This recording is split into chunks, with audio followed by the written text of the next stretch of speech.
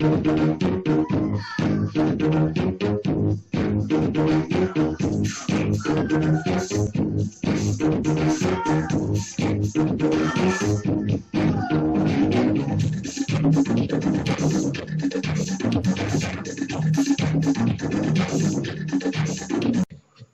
again. This is Toussaint with Citizens of Reality, and I'm here with co-founder and fellow citizen DJ Darryl Gray. Hello, everybody.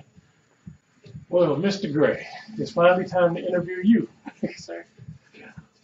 What made you become a DJ? When did you start? I think the first step towards becoming a DJ started with kind of a traumatic experience. I went to a family reunion. I was about 12 years old, and I think I had food poisoning.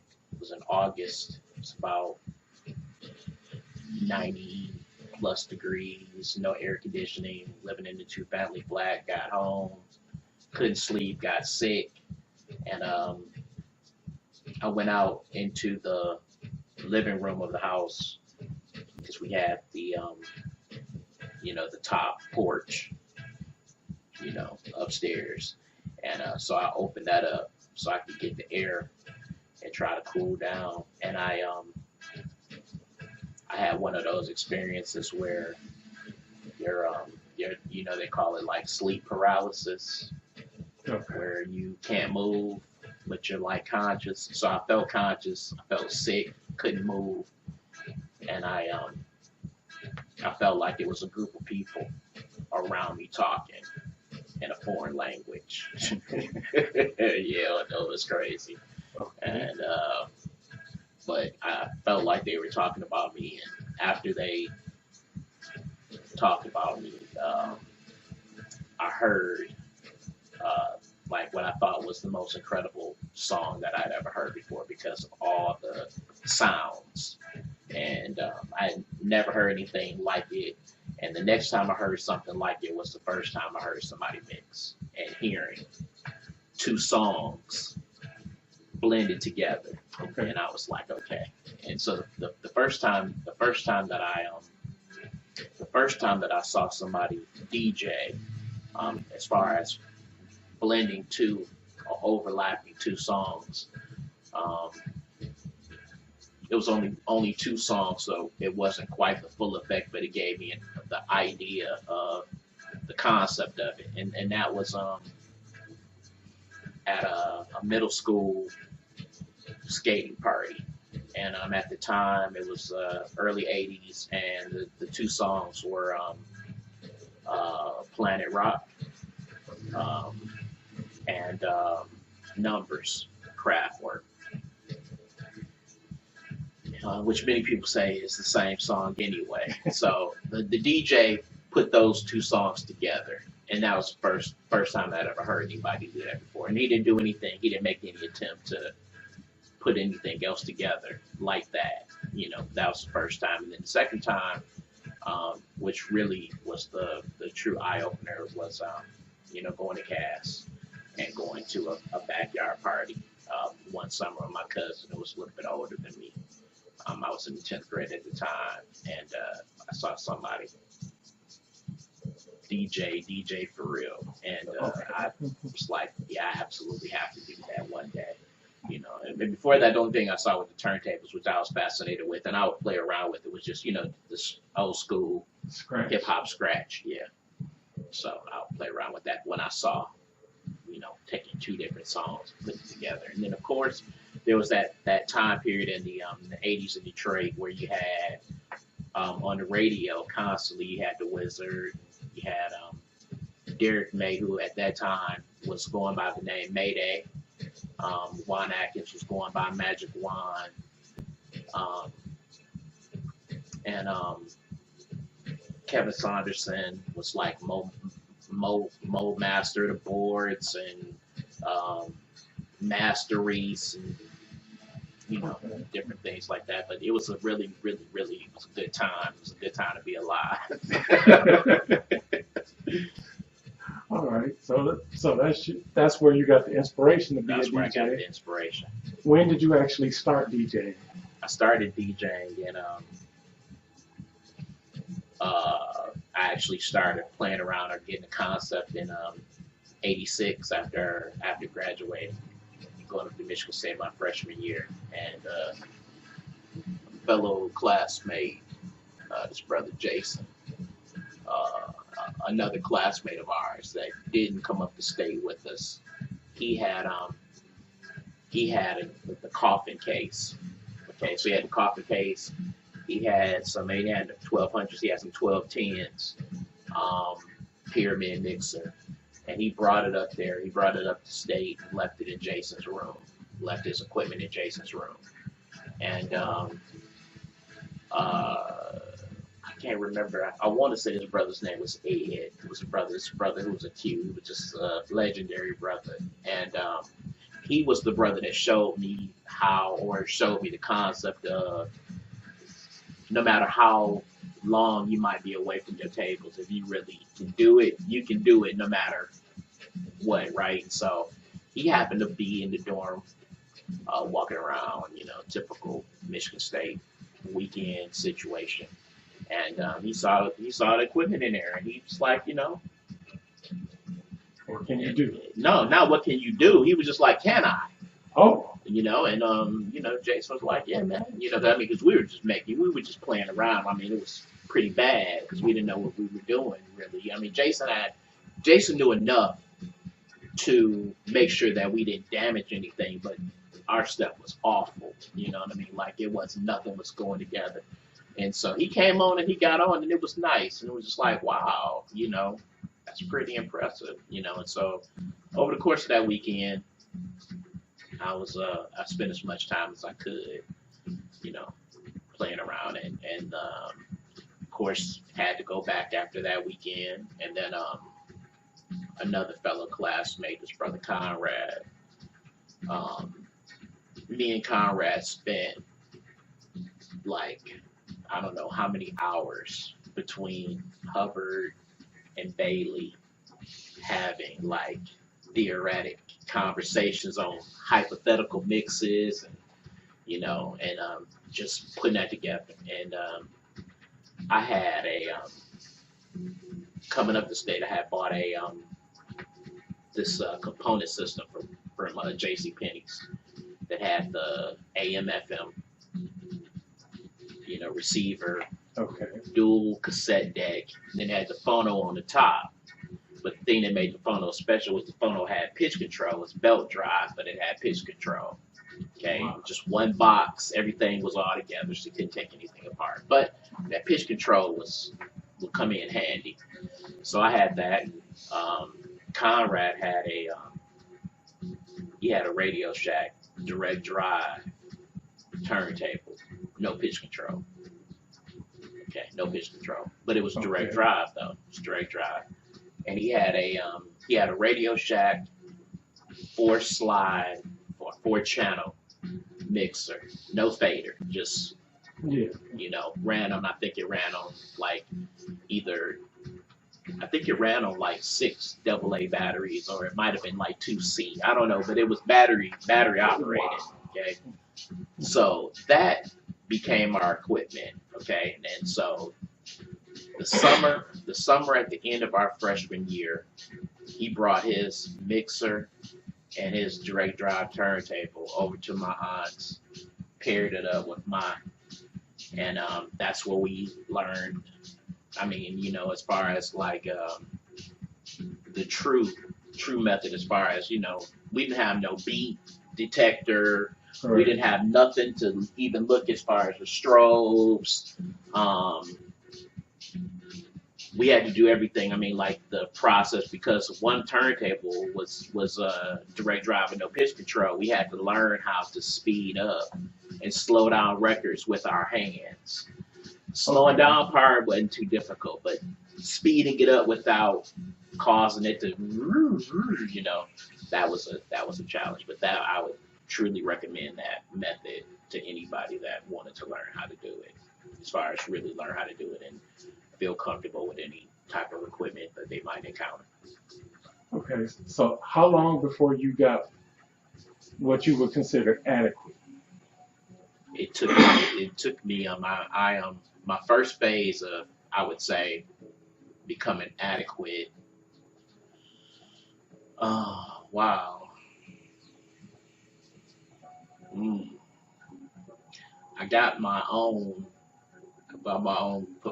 my equipment in '91, um, and I had a chance to play around with it for a couple months, and with that, not doing any type of research, not talking to anybody, just doing it. I started off really rocky because I got the turntables, but I and for anybody out there that's going the turntable route, make sure you get uh, cartridges for the turntables that are made for DJing. I didn't realize that, so first turntables I got the cartridges that are just regular for just I'm gonna put a record on and General set it as purpose. general purpose. And so trying to cue and all that, it was bad, and I was like, what happened? What happened between what I was doing with the really bad equipment to which supposed to work. And then when I finally got the correct cartridges, um, shortly after that is when I went back up to school, went back up to state, and had to put the equipment to the side for a minute. I would say when I came back home, um, '95, started messing around again. '97 when I went back to work, it started buying records again. Um, but the it was 2001. 2001 is when I like really realized that I had reached that particular point, and that happened when so one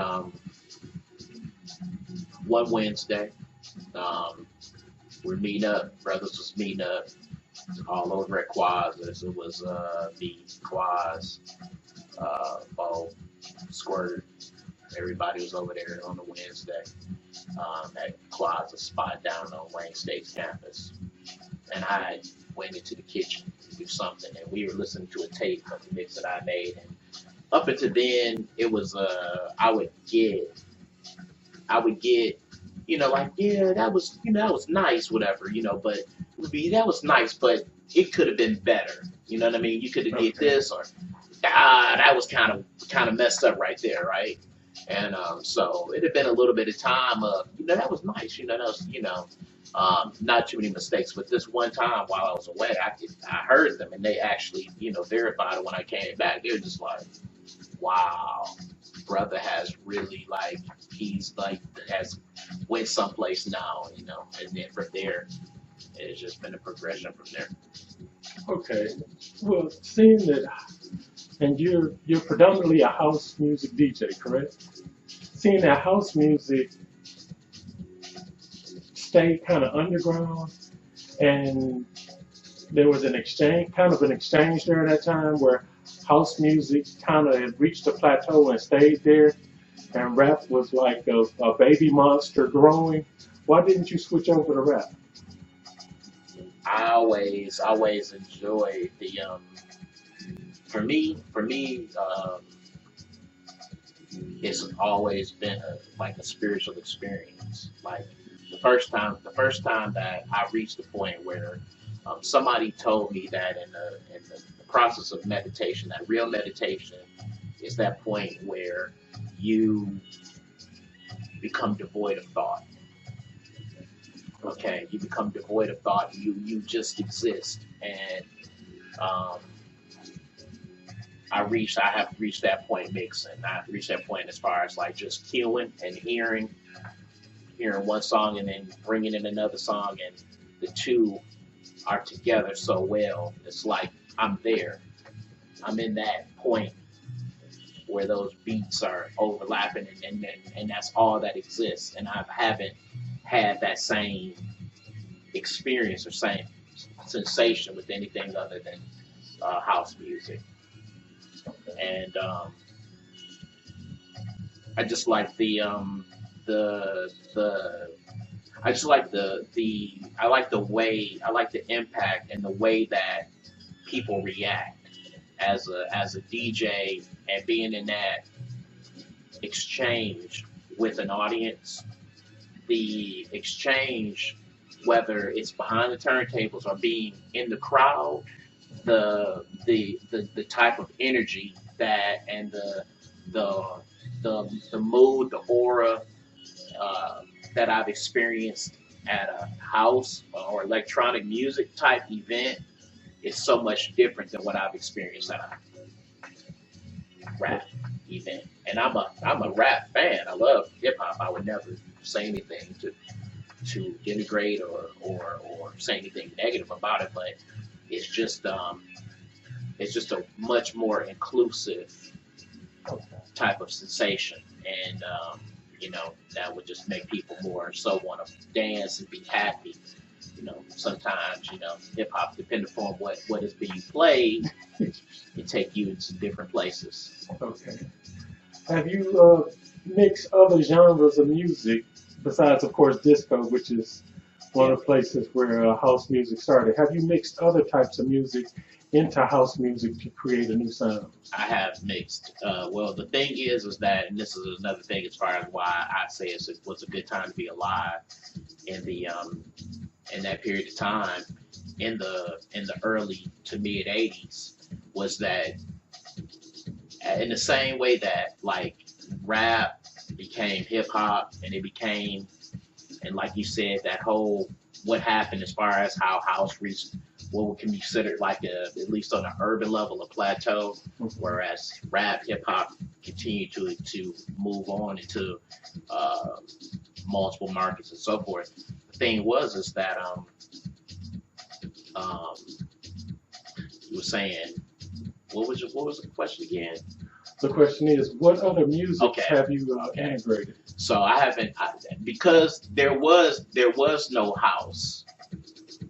So house didn't exist. When people when Derek and them guys when they first started doing this, it didn't have a name. Okay. It didn't have a name. It was just music. And so there were things that were considered hip hop. There were things that were considered disco. There were things that was considered at the time um, new wave. Okay. That were all blended together, you know, that became that first foundation of what later became like house and techno and all that. So yeah, I have, and I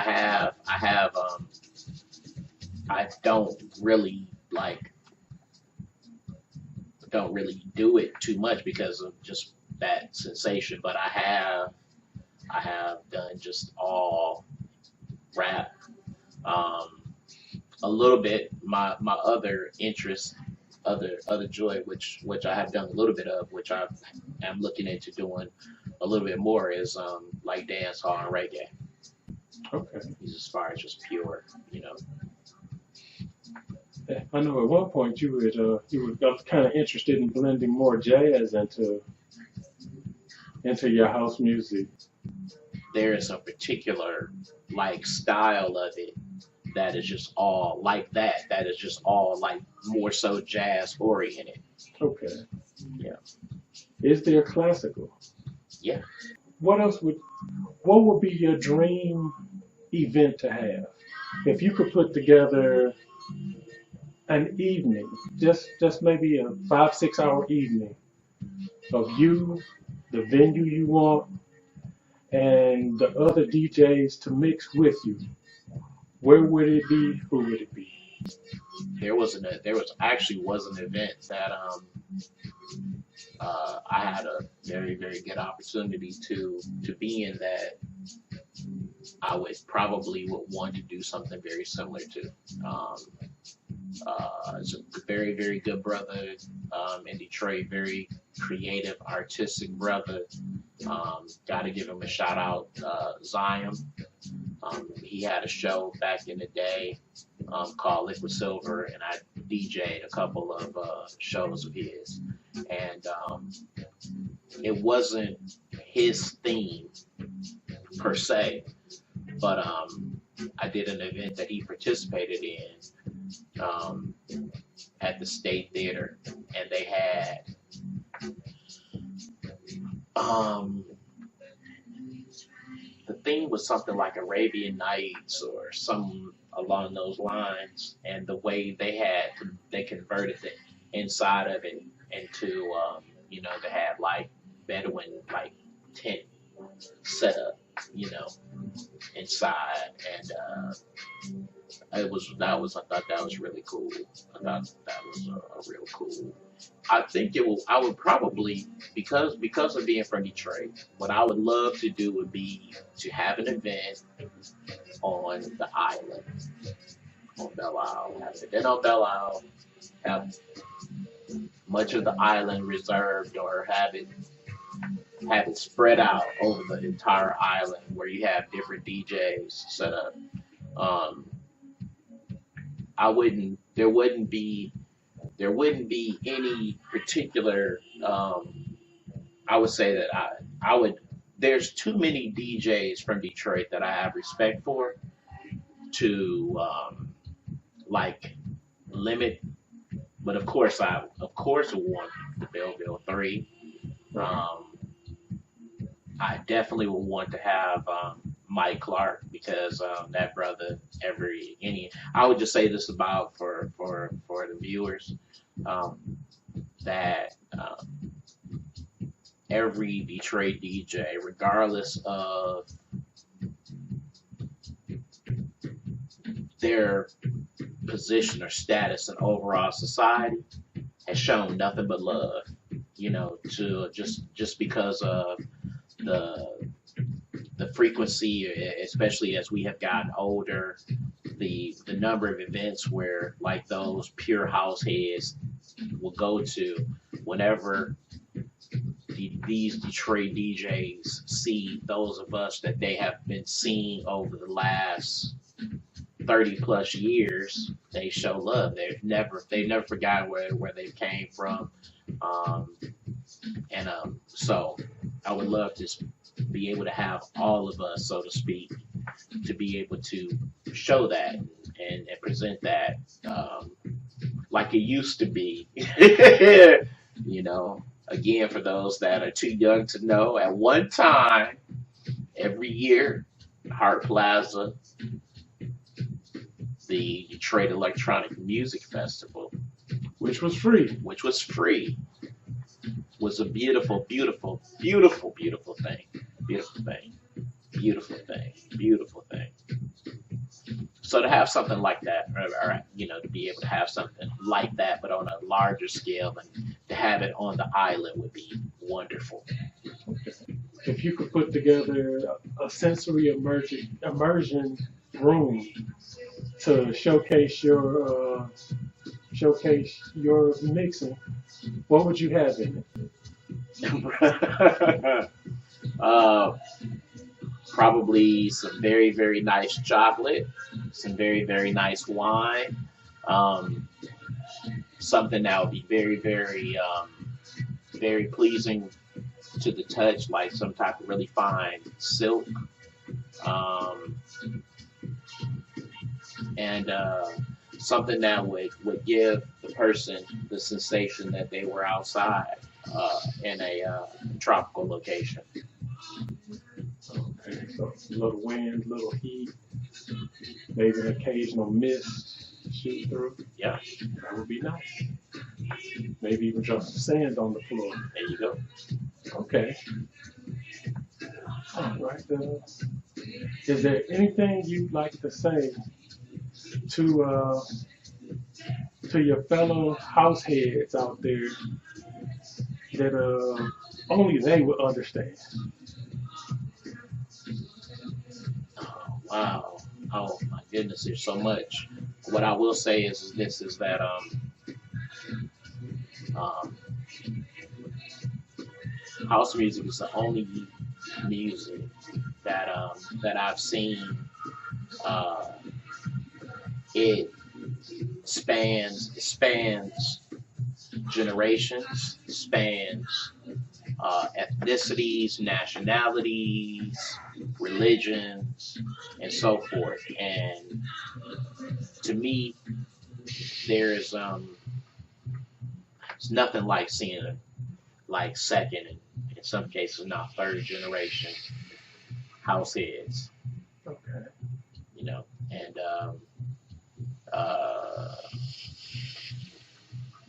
yeah, I'm just looking forward to. I'm always looking forward to the next time, the next event. Yeah, All right. Well, thank you, brother. brother, most definitely.